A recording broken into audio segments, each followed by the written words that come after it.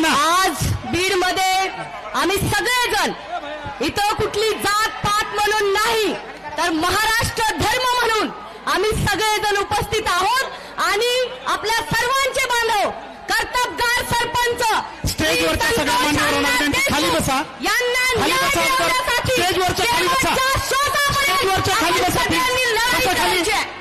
स्टेजवरच्या सगळे खाली आज बसा. माझ्या बहिणीचा कुंकू पुसला गेला. स्टेजवरच्या कुणीच उभा राहू नका. खाली बसा. लेकरं अनाथ झालेली आहेत.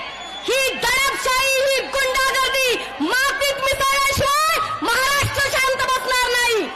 कारण हा लढा कुठल्या जातीचा नाही, हा लढा मराठी माणसासाठी आहे. हा महाराष्ट्र छत्रपती शिवाजी महाराज, शाहू फुले आंबेडकर, अहिल्यादेवी होळकर आणि संविधानाने चालणार आहे.